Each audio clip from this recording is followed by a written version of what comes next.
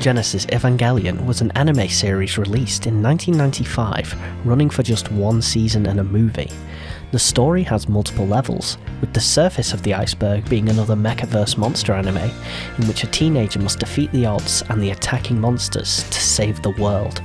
But as the series continues, you realise the themes are far more deeper than that. At its core, Evangelion is a character study on all of its characters, with a major focus on grief and the hedgehog's dilemma. This is a metaphorical dilemma about the challenge of human intimacy, with the series devoting an entire episode to the subject.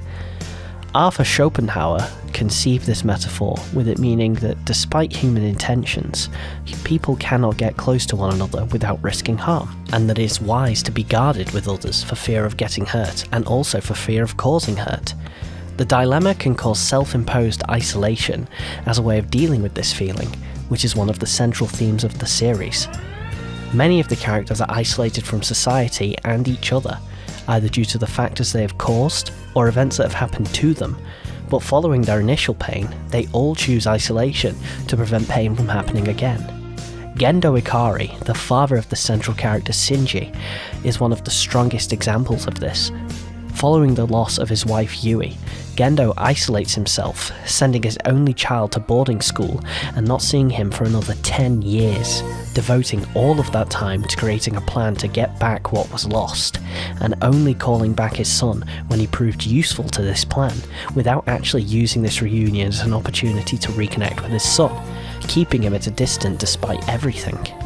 Shinji himself also refuses to let others get close to him, simply doing whatever is easiest or whatever people want him to do to avoid causing conflict and reduce the chance of him upsetting people. Something that ironically backfires, with many people hating him for doing exactly this, including people who are meant to be his closest friends. The series was constructed this way as a result of the psyche of the creator at the time of production. Hideaki Anno's personal struggles with loneliness and depression shaped the narrative of the series. As he fought the battle for his mental health during the creation of the series, it gave a raw authenticity to the series, allowing viewers to connect with the emotional depth of the characters. He intended to bring attention to the complexities of the human experience, giving these extreme and exaggerated sci-fi characters real human issues of loneliness, self-doubt, hopelessness, and lack of direction. Evangelion as an art piece is incredibly effective. It allows its viewers to address their mental health struggles, which was also one of the major forces behind creating it for Anno, as he worked through these problems.